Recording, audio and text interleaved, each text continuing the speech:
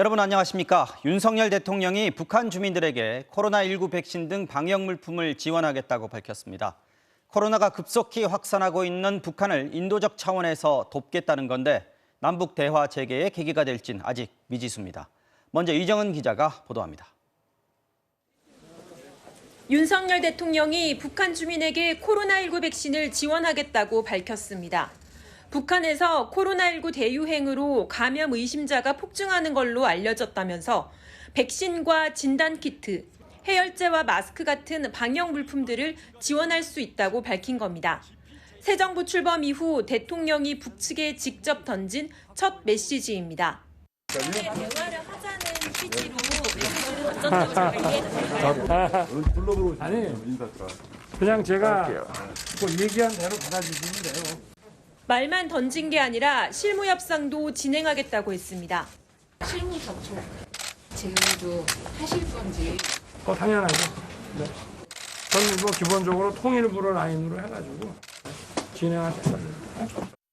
대통령실 관계자는 안보 대비 태세는 엄정하게 구축하면서도 인도적 지원은 정치적 상황에 관계없이 하겠다는 입장을 밝힌 것이라 설명했습니다.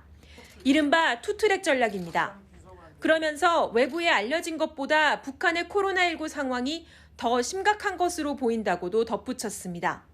인도적 협력이나 대화의 어떤 모멘텀을 마련할 수 있는 부분에서는 적극적으로 제안하는 것이 이제 필요하다고 보고, 그거는 뭐 미국이나 한국이나 동일하다고 봅니다. 하지만 이를 계기로 남북 간의 대화의 물꼬가 트일지는 좀 더 지켜봐야 합니다. 과거 이명박 정부는 북한의 식량을, 박근혜 정부는 의약품을 지원했지만 실질적인 대화로 이어지지는 못했습니다. 북한은 일단 새 정부의 대북 정책 기조를 살피면서 지금까지 해온 무기 개발을 계속할 것으로 보입니다. MBC 뉴스 이정은입니다. 북한의 코로나 상황은 꽤 심각해 보입니다. 북한은 발열 증상을 보인 사람들이 35만 명을 넘었고 현재까지 6명이 숨졌다고 구체적인 숫자를 공개했습니다. 김정은 위원장은 비상방역사령부를 방문해서 방역 허점을 강하게 나무랐습니다. 서혜연 기자가 보도합니다. 비상사태 선언을 한 뒤 다시 북한의 방역 컨트롤 타워를 찾은 김정은 위원장. 이번에도 역시 마스크를 썼습니다. 김 위원장은 방역 체계가 무너졌다고 질타했습니다. 담배를 손에 들고 때론 손짓으로, 때론 종이에 줄까지 그어가며 연이어 지시를 내렸습니다. 동시다발적으로 전파 확산됐다는 것은 우리가 이미 세워놓은 방역 체계에도 허점이 있다는 것을 보여준다고 심각히 지적하셨습니다. 어제는 평양의 한 단체에서 확진자가 나왔다고만 밝혔던 북한은 오늘 수십만 명이 넘는 확산 규모를 공개했습니다. 4월 말부터 전국적으로 35만여 명이 발열 증상을 보여 이 중 16만 2,200여 명이 완치됐고 현재까지 18만 7,800여 명이 격리되거나 치료를 받고 있다는 겁니다. 또 5월 12일 하루에만 전국에서 18,000여 명이 발열 증상을 보였다고도 전했습니다. 사망자는 지금까지 6명, 이 중 스텔스 오미크론으로 불리는 BA2 확진자 1명도 포함됐다고 공개했습니다. 북한은 원인을 알 수 없다고 밝혀 감염 경로를 파악하지 못했음을 인정했는데 일단 중국 국경을 통한 밀무역이나 단둥과의 열차 운행 등이 전파 경로일 수 있습니다. 북한 당국은 신속 기동 방역조와 진단조를 구성해 전 주민들을 대상으로 환자 찾기와 격리가 이어질 것임을 밝혔습니다. MBC 뉴스 서혜연입니다.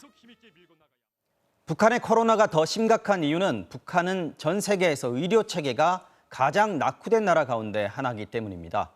코로나 확산은 빠르고 범위도 전국적인데 북한엔 기본적인 해열제조차 턱없이 부족한 상황으로 보입니다. 최악의 경우 사망자가 16만 명이 넘을 거란 전망도 나왔습니다. 곽순규 기자가 취재했습니다. 지난달 열린 북한의 열병식, 부국강병이란 글자가 선명합니다. 김정은 국무위원장은 이 카드 섹션을 펼쳤던 전국의 청년들을 다시 평양으로 불러 모았습니다. 그리고 1,200명씩 기념사진을 찍었습니다. 청년들의 충성심으로 정권 안정을 얻기 위한 조치였는데 결과적으로는 감염 확산의 계기가 된 것으로 보입니다. 1,200명씩 다닥다닥 붙어가지고 찍으니 확진자가 안 생기는 게 이상하죠, 오히려.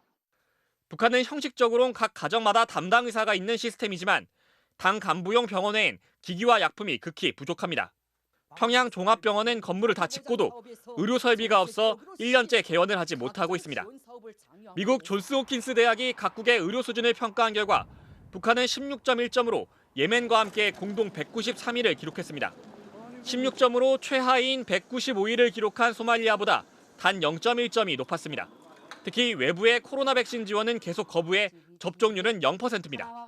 미국의 싱크탱크인 전략국제문제연구소는 코로나 확산으로 최악의 경우 북한에서 16만 명이 사망할 수 있다고 전망했습니다.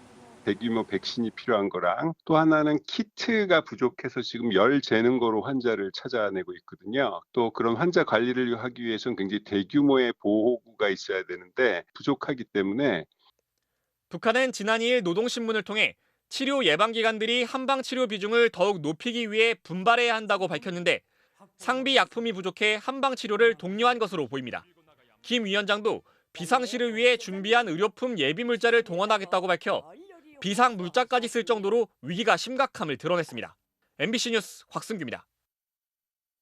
네, 그러면 북한에 어떤 걸 지원할 수 있는 건지, 이번 북한의 코로나 상황으로 남북 관계는 또 어떤 변화가 있게 될지 권희진 기자와 함께 좀 더 알아보겠습니다. 자, 권 기자. 네. 자, 우선 북한에 지원할 수 있는 물품이란 게 어떤 게 있을까요? 네, 북한은 우선 팍스로비드와 같은 치료제를 가장 필요로 하는 것으로 알려졌는데요. 네네. 지금의 확산 추세와 북한의 열악한 의료 체계를 고려하면 해열제나 진통제 같은 일반 의약품, 그리고 진단 키트와 같은 물품들이 시급할 겁니다.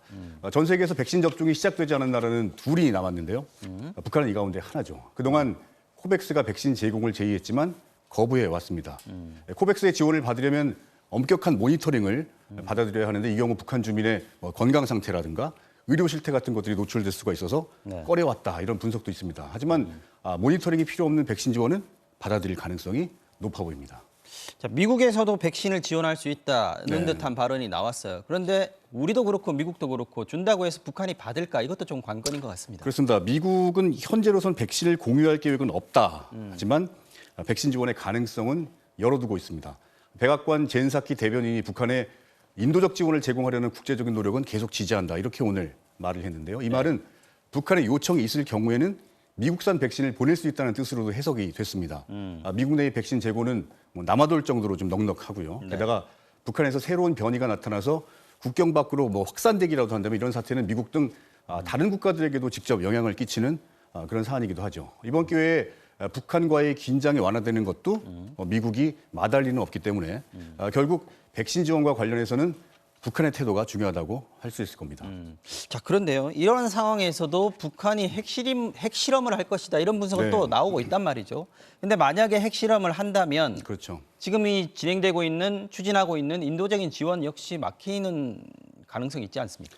그렇죠. 북한이 예상대로 핵실험을 하게 되면 아무리 인도적인 목적이라고 해도 북한에 대해서 지원을 하기가 상당히 어려질 수밖에 없습니다. 그렇죠. 어제 북한이 단거리 탄도미사일을 발사한 걸 보면요. 코로나19 확산에도 불구하고 북한이 정해진 일정대로 핵실험을 진행할 거란 이런 그 분석도 나오고 있는데요. 북한은 우선 중국에 도움을 요청하면서 이 상황을 통제하려고 할 거고요. 만약 상황이 걷잡을 수 없이 악화되면 그때는 우리 정부나 미국의 도움도 고려하게 될 겁니다. 그래서 북한의 지금 상황을 냉정하되 진정성을 갖고 대하면서 남북 간 관계 개선의 계기로 발전시켜야 한다는 그런 지적이 나오고 있습니다. 그렇군요. 네, 권혜진 기자 잘 들었습니다. 자, 위안부 피해자와 동성애자에 대한 모욕과 혐오 발언으로 물의를 빚어온 김성회 대통령실 종교다문화 비서관이 결국 사퇴했습니다. 대통령실 인사 가운데 첫 낙마 사례입니다. 박윤수 기자의 보도입니다. 김성회 대통령실 종교다문화 비서관이 임명 일주일 만에 스스로 물러났습니다. 한국다문화센터 대표 등 주로 시민단체에서 활동했던 김성회 비서관은 임명 직후 과거 SNS에 쓴 글이 알려지며 논란이 불붙었습니다. 일본군 위안부 피해자들의 보상 요구에 대해 밀린 화대라고 막말을 하는가 하면 동성애를 정신병의 일종으로 표현한 겁니다. 여기에 조선시대 여성 가운데 절반이 성노리개였다는 기고문이 확인되기도 했습니다. 게다가 지난 2018년에는 자신이 대표로 있던 한국다문화센터의 운영 자금을 유용한 사실이 방송통신위원회 감사에서 드러나기도 했습니다. 연일 과거 발언이 논란이 되자 야당은 물론 여당 내에서도 김 비서관 해임 요구가 나오기 시작했습니다. 국정 운영이 좀 부담이 된다고 생각되고요. 용산 집무실에서도 빠르게 판단해서 국민들의 어떤 눈높이에 맞는 인사 조치가 있었으면 좋겠습니다. 거센 해임 여론에도 불구하고 지켜보겠다는 태도를 유지하던 대통령실은 오늘 오후 김 비서관이 윤석열 대통령에게 누가 되지 않기 위해 자진 사퇴했다고 밝혔습니다. 김 비서관 자진 사퇴는 대통령실 비서관 인선 첫 낙마 사례로 당장 추천부터 검증까지 허술했다는 비판을 피하기 어렵게 됐습니다. 인터넷 검색으로 찾을 수 있는 과거 발언과 기고문들이 문제가 됐기 때문입니다. 이와 함께 이시원 공직기강 비서관의 거취에도 관심이 모아지고 있습니다. 그 언론에서 나오는 것들 제가 다 잘 보고 있습니다. 서울시 공무원 간첩 조작 사건의 주임 검사였던 이 비서관은 당시 징계까지 받았는데도 새 정부 공직기강 비서관에 임명돼 봐주기 측근 인사라는 논란이 계속되고 있습니다. MBC 뉴스 박윤수입니다. 윤석열 대통령이 40년 친구이자 자신의 법률 대리인이었던 이완규 변호사를 법제처장에, 보훈처장에는 당선인 특보를 지낸 검사 출신 박민식 전 의원을 임명했습니다. 측근 인사, 보훈 인사 논란이 또 불거지고 있습니다. 이기주 기자가 보도합니다. 윤석열 대통령은 검찰총장 재직 시절 판사 사찰 문건 작성 의혹과 검언유착 의혹의 감찰을 방해해 법무부로부터 징계를 받았습니다. 1심 법원도 징계가 정당하다고 판결했는데 이때 윤 대통령의 법률 대리인은 서울법대와 사법연수원 동기인 이완규 변호사였습니다. 항소해야 되겠죠. 저희 예상했지 않았던 판결이었기 때문에.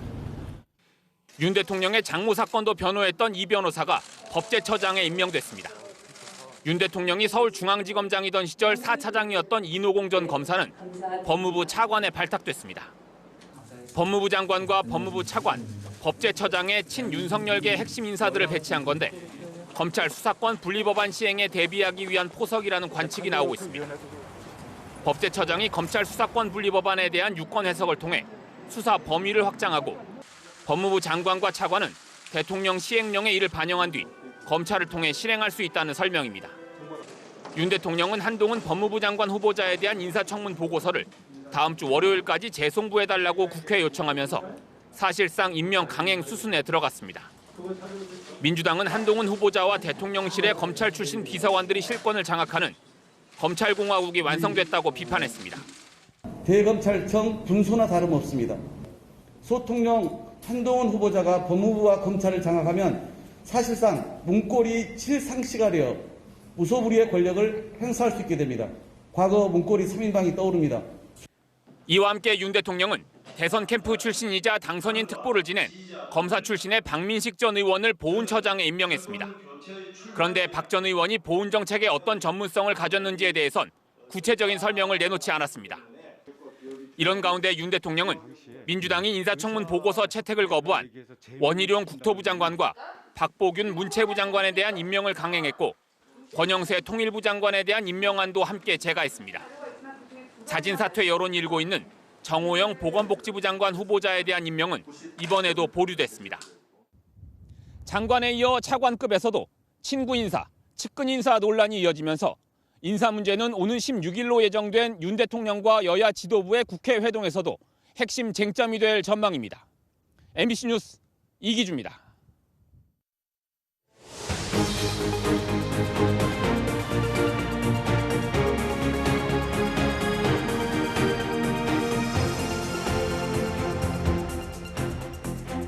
윤재순 대통령실 총무비서관이 검찰 재직 시절에 2번이나 성비위 사건과 관련해서 징계성 처분을 받았던 사실이 알려졌습니다. 윤 비서관은 윤석열 대통령이 검사일 때 줄곧 보좌를 해왔던 최측근 인사인데요. 이 성비위 사건에 관련됐던 전력이 있는데 어떻게 비서관의 인선이 될 수 있었는지 논란이 일고 있습니다. 신수아 기자가 취재했습니다. 윤석열 대통령이 대통령실 살림을 책임질 총무비서관으로 발탁한 윤재순 전 대검운영지원과장. 윤 대통령의 검찰 내 복심, 최측근으로 꼽힙니다. 한국일보는 윤 비서관이 지난 1996년 서울 남부지청에서 여직원을 상대로 부적절한 신체 접촉을 해 인사조치 처분을 받았고 대검에서 근무하던 2012년에도 회식 자리에서 여직원에게 외모 품평 발언을 한 뒤 부적절한 신체 접촉을 해 대검 감찰본부장의 경고 처분을 받았다고 보도했습니다. MBC 취재 결과 2012년 성비위 사건의 경우 다수의 대검찰청 직원들이 알 정도로 공공연한 사실이었던 것으로 전해졌습니다. 대통령실은 윤 비서관 해명을 받아 짧은 공지를 내놨습니다. 보도된 내용과 경위 등은 일부 사실과 다르다며 기관장 경고는 해당 사안에 참작할 점이 있고 경미할 때 이뤄지는 조치로 정식 징계 절차가 아니라고 해명했습니다. 윤 비서관이 부적절한 성비위 사건에 연루됐었고 대검찰청에 징계성 처분을 받은 건 사실이라는 취지로 해석됩니다.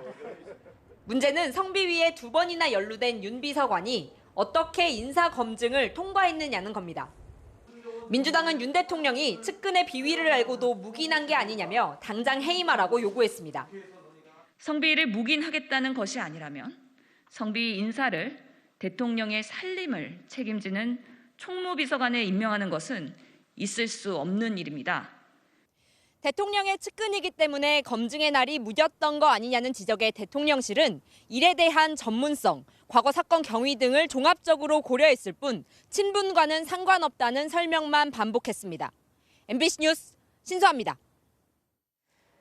지방선거를 앞두고 불거진 당내 성비위 사건과 관련해서 민주당은 거듭 최고 수위의 징계와 신속한 대처를 약속하면서 몸을 낮췄습니다. 국민의힘은 과거 민주당 출신 인사들의 비위 전력을 거론하면서 대대적인 공세에 나섰습니다. 남효정 기자가 취재했습니다. 민주당은 박완주 의원이 대리 서명으로 성폭력 피해자를 해고하려고 시도한 점까지 고려해 제명을 결정했다고 강조했습니다. 성비위 사건 자체뿐 아니라 그 이후에 벌어진 의혹까지 철저히 조사하겠다는 겁니다. 다음 주에 의총을 열어 제명 절차를 마무리 짓고 국회 차원의 징계도 서둘러 추진하겠다고 거듭 약속했습니다.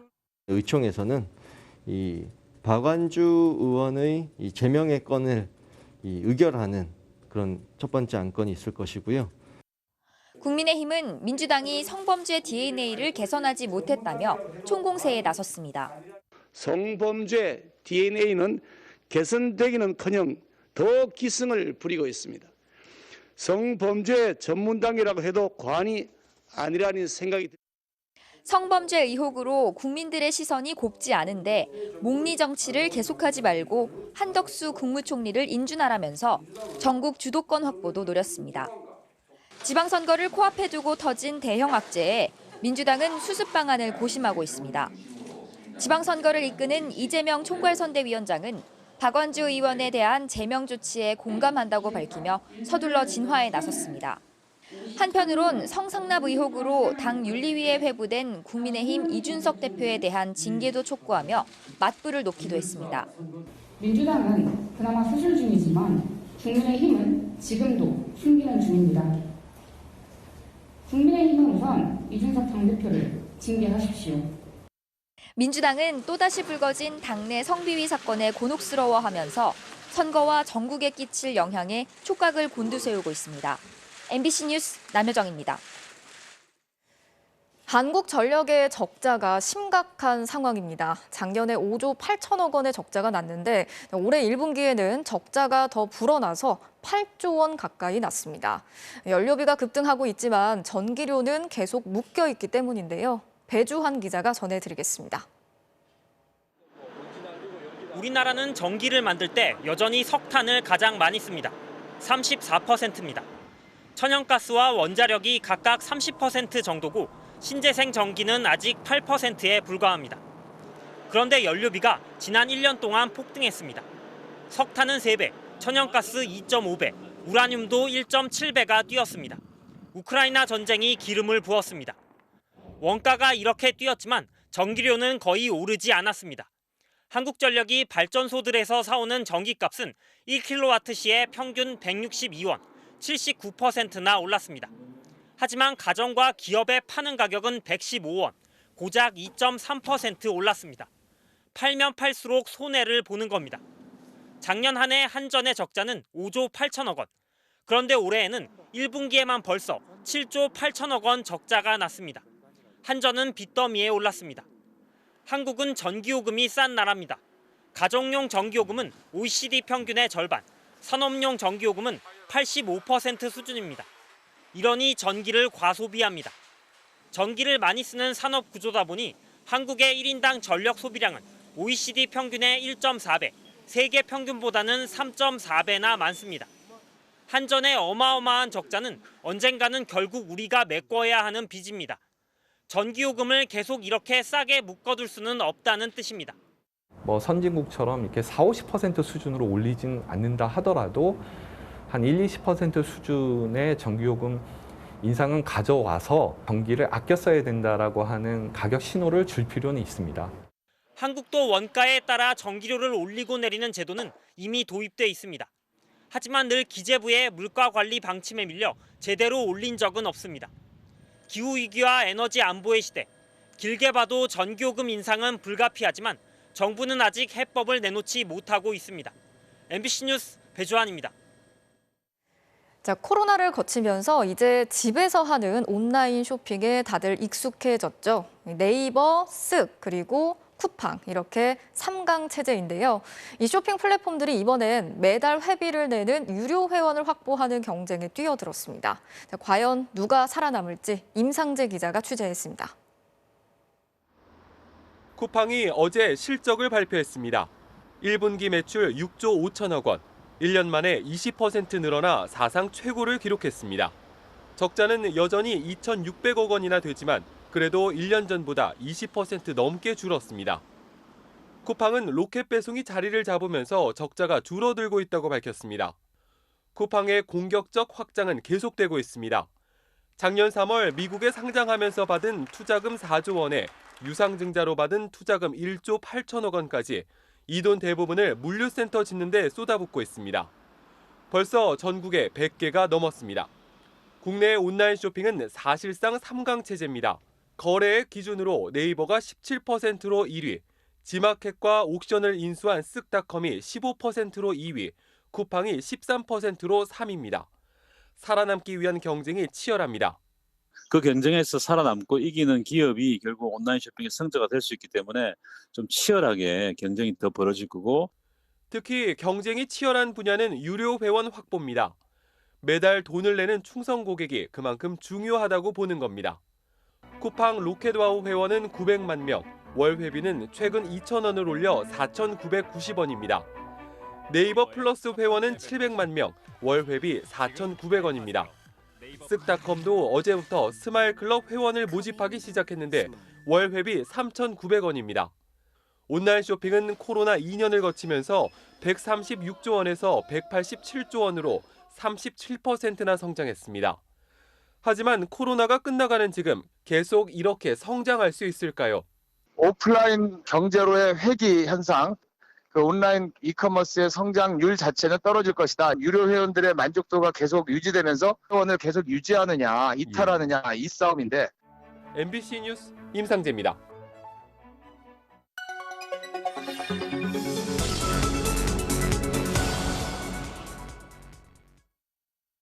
알고 보니 시작합니다. 한동훈 법무부 장관 후보자의 장녀가 지난해 12월 전기전자공학자협회의 온라인 컨퍼런스에 낸 5장짜리 기고문입니다. 헬스케어, 즉 건강관리 향상을 위한 고급 컴퓨터 기술의 적용이란 제목입니다. 표절 의혹이 제기되자 한 후보자는 이렇게 해명했습니다. 우리나라 카피킬러라는 걸로 돌려보면 표절률은 굉장히 낮게 나온다고 합니다. 4% 정도 나온다고요. 이렇게 표절 논란이 생겼을 때 표절검사 프로그램의 결과가 객관적인 기준으로 인용되는데요. 이 프로그램이 얼마나 정확한 건지 확인해 봤습니다. 한 후보자가 언급한 카피킬러라는 표절 판정 사이트입니다. 주된 판정 기준은 인용 사실을 밝히지 않고 문장을 통째로 베끼거나 다른 글과 6어잘 이상 연속으로 일치하는지입니다. 전체 문장 중 20% 이상이 이 기준에 걸리면 글 전체가 표절인 걸로 간주됩니다. 한동훈 장녀가 쓴 기고문보다 3년 앞서 한 사이트에 공개된 비슷한 주제의 에세이입니다. 두 글은 본론과 결론은 다르지만 5페이지 중 2페이지에 해당하는 개요와 도입부가 유사했습니다. 앞부분을 자세히 들여다보니 피플이 인디비주얼로, 아이디어를 프린시플로 단어들이 바뀌었고 어떤 문장은 단어 배열 순서가 달라졌습니다. 이런 문장들은 표절검사 프로그램에선 표절이 아니라고 나옵니다. 하지만 해석을 해보면 사실상 같은 글입니다. 알고 보니 팀이 과거에 작성한 기사로도 실험을 해봤는데요. 내용은 똑같은데 원 기사의 여가부를 여성가족부로, 혼란스럽다를 헷갈리다로 표현만 바꾸고 단어 순서를 조금씩 바꿔서 검증 프로그램에 돌렸습니다. 그랬더니 원 기사와의 표절률은 0%가 나옵니다. 표절 검증 사이트에서 적용하는 기준이 기계적이다 보니 사실상 내용이 같아도 마음만 먹으면 표절 판정을 피하는 게 가능한 겁니다. 일부 사이트에선 이렇게 표절 검증 프로그램을 교묘히 빠져나가는 노하우가 정리된 문서가 유료로 판매되고 있습니다. 문장을 손질해 표절률을 낮춰주는 작업 자체도 돈을 받는 서비스로 공공연히 거래됩니다. 표절률 7% 이하는 장당 25,000원, 3% 이하는 장당 3만 원 같이 표절률을 낮게 해줄수록 가격이 비싸집니다. 문장 구조를 바꾸거나 단어를 변경하는 경우는 말 바꿔 쓰기 표절이라고 해서 표절의 또 다른 유형으로 분류가 되는 케이스인데 이 부분에 대해서 검증할 수 있는 기술을 또 개발을 하고 있는 중이에요. 서울대학교 윤리지침에 따르면요, 단어의 첨삭과 동의어를 사용해 조합해서 자신의 연구 성과인 것처럼 사용하는 행위는 표절이라고 정의하고 있습니다. 기술적으로 표절을 피했다고 해서 표절이 아니라고 볼 수는 없다는 겁니다. 알고 보니였습니다.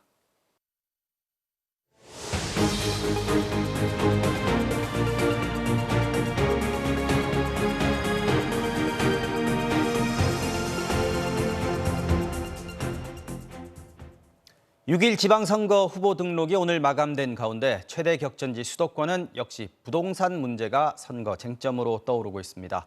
여야 할 것 없이 앞다퉈 재개발, 재건축 등 규제 완화를 공약하고 나섰습니다. 임현주 기자가 보도합니다. 지은 지 25년 된 임대아파트에서 부동산 정책을 발표한 오세훈 서울시장. 목표 설정을 아주 높이 했습니다. 임대아파트 하면 들어가서 살고 싶은 집을 만들어 드리겠다는 겁니다. 임대주택 고급화와 함께 내세운 공약은 신속 통합개발, 이른바 신통기획입니다. 핵심은 10년 걸리던 재개발을 5년으로 단축시키겠다는 겁니다. 김은혜 경기지사 후보도 중앙정부와 공조해 분당, 일산 1기 신도시의 재건축 소요기간을 절반으로 단축시키겠다고 강조했습니다. 경기도민들의 1기 신도시는 선택이 아니라 생존의 문제입니다. 재건축 문제는요. 그렇기 때문에 제가 국정과제에 반영하기 위해서 정부를 설득을 했고. 부동산 민심을 뼈아픈 선거 패인으로 꼽는 민주당도 규제 완화를 전면에 내걸었습니다. 4년간 41만 호 공급을 약속한 송영길 서울시장 후보는 임대차 3법 개정과 종부세 폐지에 재건축 용적률은 500%까지 올리겠다고 했습니다. 저는 세제 완화, 공급 확대, 금융 지원인데 오세훈 시장과 세제 완화는 민주당이 법을 바꿔야 가능하니까 제가 더 실효성이 있고요. 지도부까지 총출동해 분당 아파트 단지에서 현장 회의를 연 김동연 캠프 역시 특별법을 통한 재건축 촉진을 약속했습니다. 특별법 제정해서 처리하겠습니다. 국회에서 다수당을 차지하고 있는 우리 민주당에서 강력하게 추진해서. 규제 완화를 위해선 무엇보다 중앙정부와의 정책 공조가 중요하다는 국민의힘에 민주당은 결국 법을 바꾸는 건 다수당이라며 맞선 가운데 수도권 부동산 민심이 어느 쪽으로 기울지 주목됩니다. MBC 뉴스 임현주입니다. 문재인 전 대통령이 경남 양산으로 귀향한 뒤 사저가 있는 평산마을은 잇단 집회와 방문객들로 몸살을 앓고 있습니다. 특히 심야에도 확성기를 이용한 시위가 이어져서 주민들이 큰 불편을 겪었는데 경찰이 대응에 나섰습니다. 문철진 기자가 다녀왔습니다. 문재인 전 대통령의 사저 앞 도로. 문 전 대통령을 반대하는 단체가 확성기와 스피커를 이용한 집회를 하고 있습니다. 귀향 이틀째인 지난 11일 오후부터 시작된 집회는 다음 날 오전까지 계속됐고 밤새 소음에 시달린 인근 주민들의 신고는 50건 넘게 접수됐습니다. 일찍 이거 이래가지고는 마을을 우리 주민이 못 살아요. 일일이 사무실에 전화해놨는데. 주민들의 반발이 커지자 경찰이 중재에 나서 어젯밤에는 집회가 열리지 않았습니다. 경찰은 이 단체에 일몰 시간 이후 확성기 사용을 제한하는 집회 시위 제한 통고를 내리고 위반 시 집회 금지 통고를 하겠다고 밝혔습니다. 또 집시법 시행령이 정한 소음 기준을 어기면 소음 중지 명령과 함께 형사 입건할 계획입니다. 집회의 자유도 주민들의 평온을 해할 정도로 명백하게 그렇게 한다면 집시법을 위반한 상황이 될 수도 있는 그런 상황입니다. 문 전 대통령의 사절을 보기 위해 평산마을을 찾는 시민들의 발길도 계속되면서 마을 주변 도로는 하루 종일 몸살을 앓고 있습니다. 사장이 없으니까 차가 올라갔다 도로 내려오고 2차선이 안 되니까 차도 다니기 불편하고 마을 사람들이 많이 불편합니다. 어제 오전에는 사저 안에 가림막이 설치되기도 했는데 생활하는 자연스러운 모습을 숨길 이유가 없다며 하루 만에 없앴습니다. 한편 문 전 대통령 귀향 이후 처음으로 맞는 주말인 내일과 모레 여러 집회가 예정된 가운데 방문객들도 더 늘어날 것으로 보여 평산마을은 또 한 번 홍역을 치를 전망입니다. MBC 뉴스 문철진입니다. 지금 보시는 유럽 지도에 파랗게 표시된 부분이 현재 북대서양 조약기구 나토에 가입한 30개 회원국입니다. 그런데 러시아와 국경을 1,300km나 맞대고 있는 핀란드가 74년 동안의 군사적 중립국 지위를 포기하고 나토 가입을 공식 선언했습니다. 여기에 스웨덴까지 조만간 나토 가입을 기정사실화하고 나섰습니다. 우크라이나 전쟁 여파가 유럽의 안보 지형을 바꾸고 있는 겁니다. 우크라이나의 나토 가입을 침공 명분으로 삼았던 러시아는 바로 코앞까지 다가온 서방의 군사 위협에 강하게 반발하고 있습니다. 우크라이나 전쟁은 이제 석 달이 다 돼가는데요. 러시아 군의 민간인 학살에 대한 첫 재판이 오늘 우크라이나에서 열린다고 합니다. 우크라이나 연결합니다. 자, 조현 기자, 러시아의 민간인 상대 전쟁 범죄가 10,000건이 넘었다, 이런 보고가 나왔어요. 우크라이나 검찰 얘기긴 하지만 그만큼 민간 피해가 컸다는 얘기겠죠. 네, 오늘 재판을 받는 러시아군도 이 민간인을 소총으로 저격해서 살해한 혐의를 받고 있습니다. 수도 키이우에서 재판을 받는데 러시아군이 떠나면서 키이우 지역에서만 1,000구 이상의 민간인들의 시신이 수습됐습니다. 러시아군의 포격으로 살해된 사람도 있고 희생자 수백 명은 즉결 처형 형식으로 목숨을 잃었습니다. 갑자기 아무 이유도 모르고 저격수에 총을 맞아 죽은 사람들도 많습니다. Військовий російський. Ось у нього спочатку було дуло направлено вниз, а потім він підняв і прицілився в свій приціл і сказав стояти.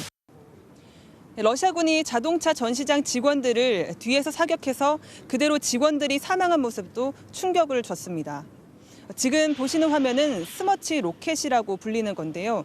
한 번 발사되면 폭발이 여러 번 일어나고 또 여러 군데로 흩어지면서 피해를 키우는 무기입니다. People were queuing for food and then something just hit. People started running here, she said. 우크라이나 북부 지역 하르키우에 대한 공격인데 시민들을 상대로 이런 무기를 발사하는 건 명백한 전쟁 범죄입니다. 오늘 시작된 전쟁 범죄 재판은 러시아군이 퇴각한 부차와 이르핀 등에 대한 조사가 진행되면서 본격화될 것으로 보입니다. My office continues to verify allegations of violations of international human rights law and of international humanitarian law, many of which may amount to war crimes. 유엔 인권이사회는 우크라이나에 조사단을 보내 러시아의 전쟁 범죄 의혹을 조사하는 내용의 결의안을 채택했습니다. 우크라이나 르비우에서 MBC 뉴스 조희원입니다.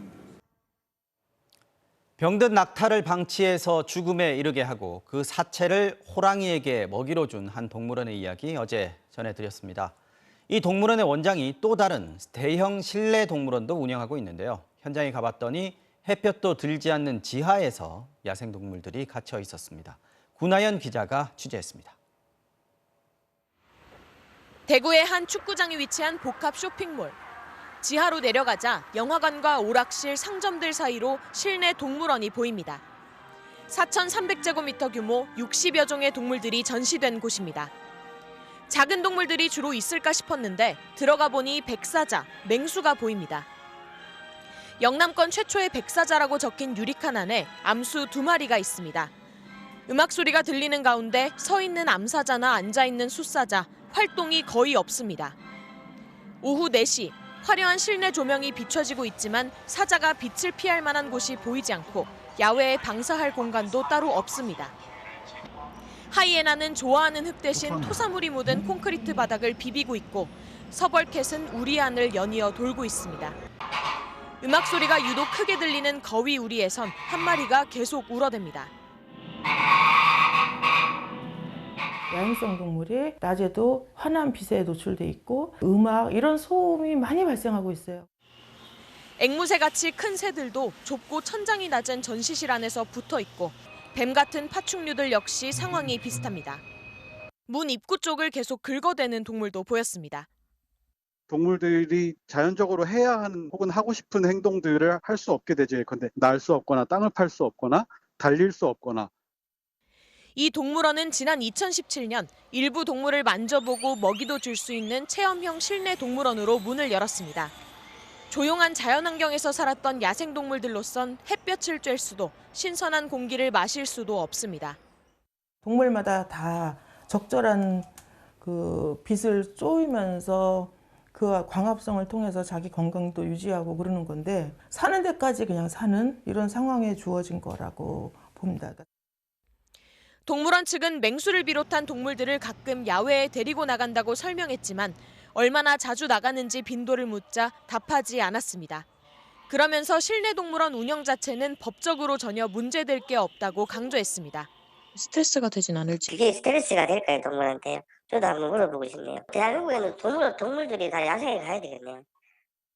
이곳 동물원 운영자는 대구에서 운영한 다른 동물원에서 동물을 방치하고 학대한 혐의로 최근 검찰에 기소됐습니다.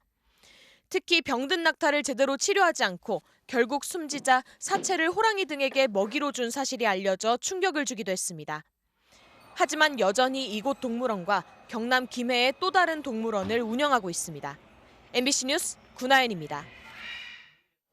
자, 지금 리포트한 구나연 기자가 몇 가지 더 얘기해 보겠습니다. 자, 구 기자, 어제 오늘 동물원 두 곳 취재한 거 보면서 가장 궁금한 건 이거예요. 동물원은 동물 있고 돈 있으면 그냥 아무나 여는 겁니까? 네, 지금은 동물원 운영이 등록제입니다. 관련 시설과 전문 인력 등 형식적 요건만 갖춰 지자체에 등록하면 누구든 동물원을 운영할 수 있습니다. 그렇군요. 실내인지 실외인지 지하인지 지상인지 우리의 규모가 어떤지 생태적 습성에 맞는지 등 더 구체적인 요건은 따지지 않고 있습니다. 네. 특히 2017년에는 야외 방사장을 의무적으로 확보해야 된다는 조항이 빠지게 되면서 전국적으로 실내 동물원이 급증한 상황인데요. 물론 등록제라고는 해도 구체적인 동물 학대가 발견이 되면 처벌받고 또 지자체에서 시정 조치를 요구했는데 이를 무시하면 동물원 등록이 취소가 됩니다. 네. 하지만 실제 처벌이나 취소 사례는 거의 없고 그렇게 된다고 해도 일정 기간이 지나면 재등록이 가능한 상황입니다. 사실 이번에도 그렇고 코로나 때문에 운영이 어렵다, 그래서 이런 일이 벌어졌다라고 한다면 안타까운 일이긴 한데 처음부터 뭔가 근본적인 문제가 있는 거 아닌가 하는 생각이 이번에 보도한 동물들 보면서 좀 들었거든요. 제도적으로 좀 보완이 시급하다 이런 생각이 드는데 정부나 또 국회에서 진행되고 있는 게 있습니까?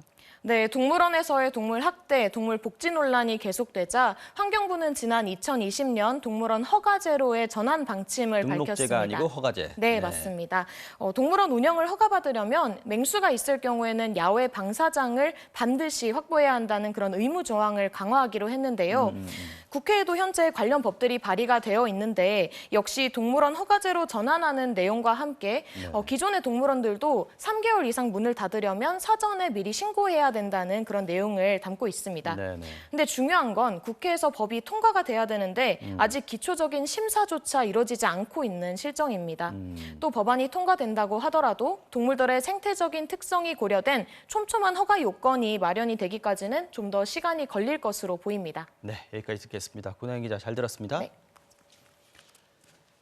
자, 판결이 마음에 안 들어서 법정에서 판사에게 항의를 하면 어떻게 될까요? 실제 징역형을 선고받은 피고인이 법정에서 큰 소리로 항의를 했더니 판사가 그 자리에서 형량을 무려 3배나 늘려버렸습니다. 이래도 되는 걸까요? 대법원은 어떻게 판단했을까요? 정상빈 기자입니다. 지난 2016년 차용증을 위조하고 허위 고소한 혐의로 재판에 넘겨진 한모 씨. 1심 판사가 징역 1년을 선고하자 재판이 개판이다, 재판이 뭐 이따위냐며 난동을 피웠고 밖으로 끌려 나가서도 계속 소리를 쳤습니다. 판사는 다시 한 씨를 법정에 세운 뒤 조금 전 사정을 반영해 판결을 바꾸겠다며 돌연 징역 1년을 징역 3년으로 바꿨습니다. 위조와 허위 고소라는 죄가 그대로인데 항의했다고 판결이 바뀌는 게 말이 되냐며 한 씨는 6년이나 법정 다툼을 벌였습니다. 대법원은 판사가 이미 낭독한 판결을 마음대로 바꾸는 건 위법이라고 판결했습니다. 판결문을 잘못 읽었거나 오류를 뒤늦게 발견한 게 아니라면 판결을 바꿔선 안 된다는 겁니다. 적절한 처벌을 결정한 뒤 벌어진 일로 형량을 3배나 늘리면서 한 씨에게 방어권이 전혀 보장되지 않았다고도 지적했습니다. 단순한 실수가 아닌 이상 판결의 내용 자체를 바꾸는 변경 선고는 허용되지 않는다고 판단해서 변경 선고가 가능한 한계를 명확히 선언했습니다. 법정에서 소란을 피우면 판사는 재량에 따라 최대 20일 동안 유치장에 가두는 감치 명령이나 100만 원 이하의 과태료 처분을 내릴 수 있습니다. 소란을 이유로 형량을 늘렸던 김양호 판사는 작년 6월 일제 강제동원 피해자들의 손해배상 재판 날짜를 돌연 앞당긴 뒤 일본에게 배상받을 수 없다고 판결했습니다. 당시 김 판사는 법정의 평온과 안정을 이유로 들었는데 강제동원 피해자들의 항의를 피하려 했다는 거센 비판을 받았습니다. MBC 뉴스 정상빈입니다. 가정집 화장실에서 신생아를 살해한 뒤 인근 야산에 유기한 혐의로 20대 여성이 경찰에 붙잡혔습니다. 김민영 기자가 취재했습니다. 단독주택과 다세대 주택이 밀집한 경기도 평택의 주택가. 경찰 과학수사대원들이 머리를 맞대고 대화를 주고받습니다. 그제 저녁 이곳에 살던 20대 여성이 아기를 낳자마자 화장실에서 살해했습니다. 그리고 그날 밤 아기의 시신을 집에서 도보 5분 거리의 야산에 유기한 것으로 조사됐습니다. 5시쯤 넘어가지고 여기서 한 7시까지도 막 왔다 갔다 하고 차도 경찰도 많이 왔었어요. 여성의 범행이 들통난 건 화장실을 고쳐달라는 연락을 받고 이튿날 이 집을 방문했던 수리공의 신고 때문이었습니다. 화장실을 수리하던 중 변기에서 아기의 태반으로 추정되는 것이 나온 걸 수상히 여겼다가 경찰에 알린 겁니다. 수리공이 신고한 지 1시간도 안 돼 직장 근처에서 경찰과 맞닥뜨린 이 여성은 범행을 자백하고 시신 유기 장소를 털어놨습니다. 경찰은 인근 야산을 수색한 끝에 이 일대에서 낙엽 더미에 묻힌 영아의 사체를 발견했습니다. 여기 다 모여있었어요. 다 여기 있더라고, 다 사람들. 여기서 찾았어요, 여기서. 경찰 조사에서 이 여성은 아기를 키울 여건이 되지 않아 범행을 저질렀다는 취지로 진술했습니다. 이 여성은 결혼을 하지 않은 상태로 임신 사실을 주변에 알리거나 주변에 지원을 요청하진 않았던 것으로 알려졌습니다. 경찰은 이 여성에 대해 영아 살해 혐의로 구속영장을 신청할 계획입니다. MBC 뉴스 김민영입니다.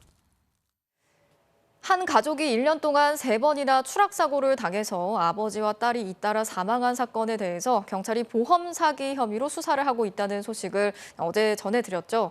관련해서 의심스러운 정황이 계속해서 드러나고 있는데요. 조민희 기자의 보도 보시겠습니다. 부산 대저동의 낙동강변입니다. 지난해 7월 70대 남성이 물에 빠진 차량에서 숨진 채 발견됐습니다. 당시 최초 신고자는 둘째 아들이었습니다. 위암을 앓고 있는 부친이 평소 이곳에서 자주 낚시를 했고 아버지와 연락이 갑자기 끊겼다고 경찰에 진술했습니다. 거기에는 뭐 CCTV 이런 게 없어요. 차량 자체도 블랙박스도 없고 목격자도 없고. 경찰은 아버지의 운전 미숙으로 인한 차량 추락 사고로 종결했고 사망보험금 1억 7천만 원은 자녀 3명이 나눠 가졌는데 대표 수령자가 둘째 아들이었습니다.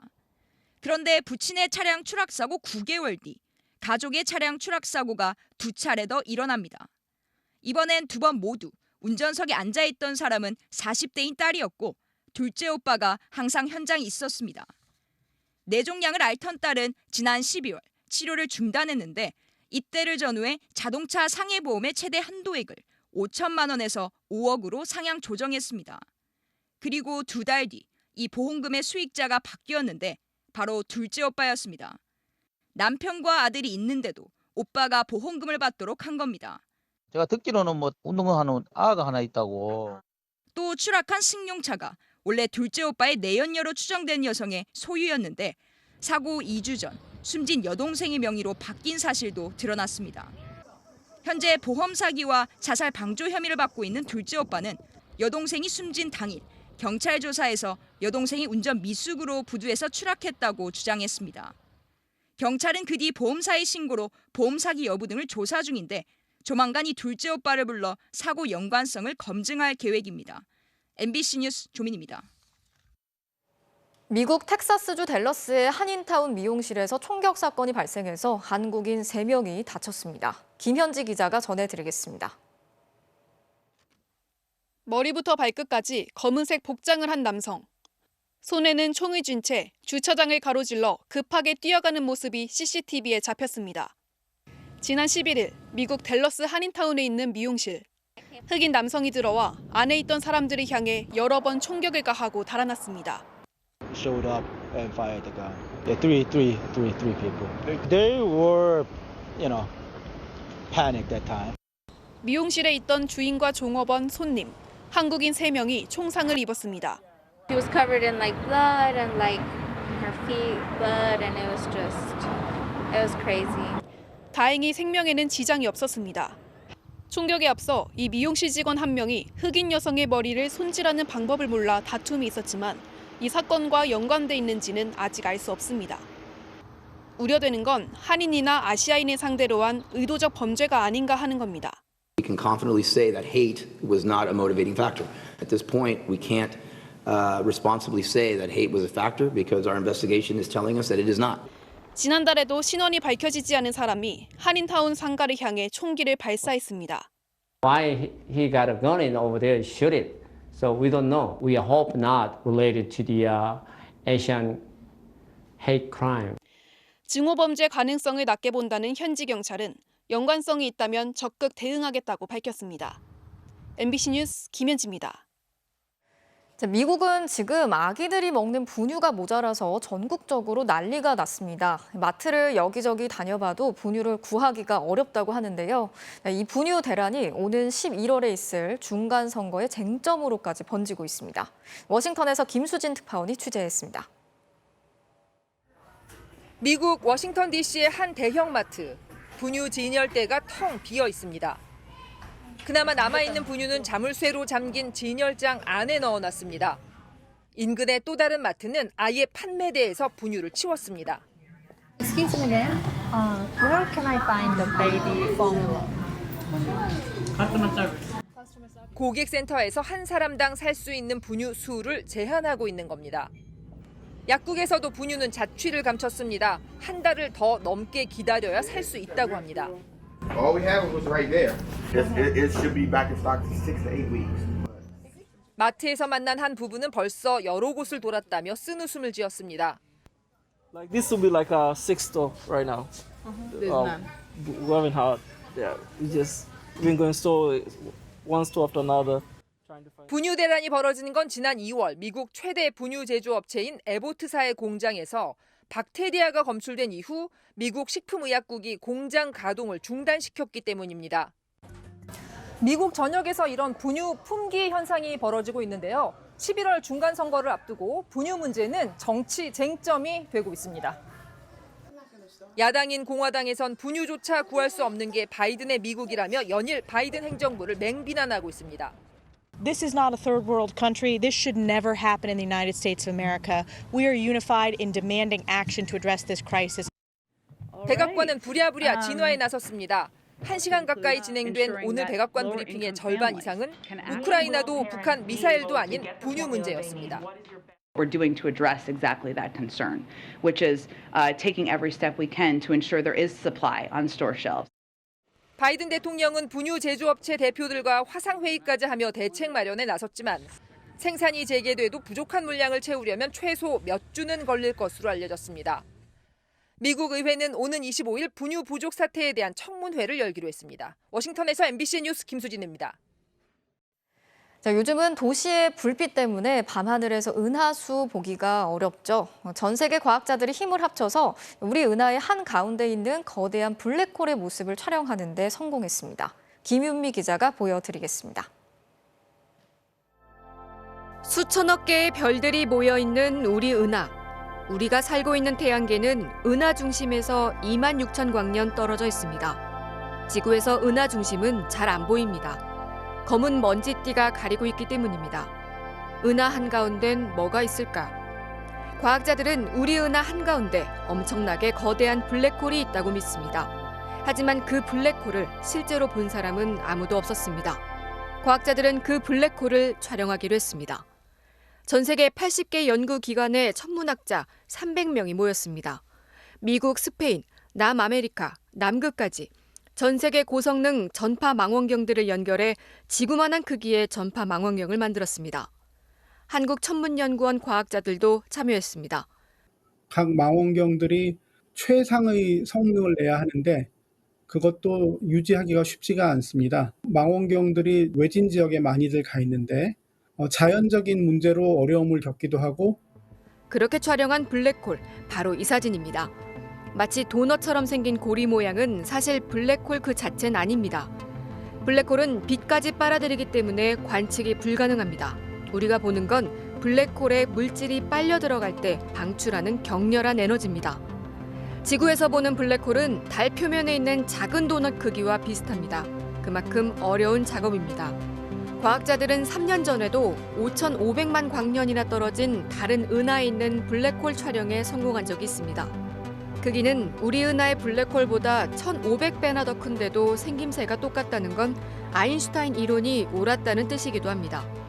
이런 기초 지식의 발전이 결국에는 어떤 새로운 놀라운 인류의 진보와도 연결이 될 수 있지 않을까 그렇게 생각을 합니다. 이런 거대한 블랙홀이 어쩌다 우리 은하 중심에 생겨났는지는 아직 모릅니다. 전 세계 과학자들이 이번처럼 함께 힘을 합하면 이 숙제도 곧 풀릴지 모릅니다. MBC 뉴스 김윤미입니다. 높이뛰기의 새 역사를 쓰고 있는 우상혁 선수가 내일 새벽 다이아몬드 리그에 출전합니다. 도쿄올림픽 금메달리스트 바심 템베리와의 대결이 주목됩니다. 박재용 기자입니다. 지난 2월 2m 36을 넘으며 시즌 랭킹 1위. 지난주 국내 대회에서 2m 32를 뛰어넘으며 실외 기록마저 1위. 올 시즌 높이뛰기 1인자 우상혁이 내일 세계 정상의 문을 두드립니다. 다이아몬드 리그는 올림픽과 세계선수권 다음으로 규모가 큰 대회로 우상혁은 한국 선수 중엔 최초로 초대를 받았습니다. 그들만의 리그였거든요. 원래 한국 선수로 최초 초청을 받았고 엄청 흥분되거든요. 근데 저도 이제 함께 할 수 있다는 것 자체가 엄청난 영광. 강력한 경쟁 상대는 도쿄올림픽 공동 금메달리스트 바심과 템베리로 개인 최고 기록은 두 선수가 더 높습니다. 하지만 도쿄올림픽 때도 두 선수와 우상혁의 기록은 2cm 차였고 올 시즌엔 두 선수가 거의 대회에 나오지 않았던 것에 비해 우상혁은 꾸준히 출전 경험을 쌓으면서 기세를 올리고 있습니다. 세계육상연맹도 우상혁을 가장 강력한 우승 후보로 꼽은 가운데 우상혁도 세계선수권 전초전이 될 이번 맞대결에 강한 자신감을 보이고 있습니다. 분위기 탔으니까 다이아몬드 리그 최종 우승도 저는 생각하고 있거든요. 재밌는 경기 뛸 수 있을 것 같습니다. MBC 뉴스 박재웅입니다. 프로야구 키움의 푸이그 선수가 시즌 4, 5포를 쏘아 올렸습니다. 한 달 만에 홈런을 기록하며 오랜만에 익살스러운 세리머니도 보여줬네요. 금요일 밤 스포츠 뉴스였습니다.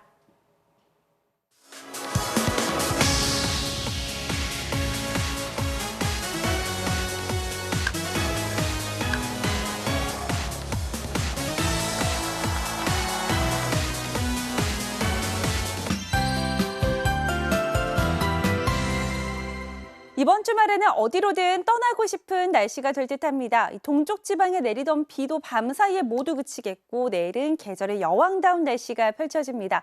아침 공기가 다소 쌀쌀해지겠지만 낮 동안의 더위가 한결 덜하겠는데요. 대신에 감기에 들지 않도록 아침에는 겉옷을 잘 챙겨 입으셔야겠고요. 낮 시간대는 자외선이 강해서 볕이 조금 따갑게 느껴지겠습니다. 주말 내내 별다른 비 소식 없이 하늘은 내내 맑겠는데요. 다만 대기가 건조해지고 있습니다. 오늘 서초구를 비롯한 서울 동쪽 지역에는 건조주의보가 내려졌는데요. 특히 내일은 중부지방과 서해안 지방에서 바람도 강하게 불겠습니다. 화재 사고 나지 않도록 조심하셔야겠습니다. 내일 아침에는 강원 산지와 내륙 지방에서 안개가 끼겠고요. 하늘은 서쪽 지방부터 점차 맑아지겠습니다. 아침 최저 기온은 서울과 광주 11도, 춘천 8도로 오늘보다 5도가량 떨어집니다. 낮 기온은 서울 21도, 강릉과 울산, 여수 24도 등으로 내일은 동쪽 지방이 다소 덥겠습니다.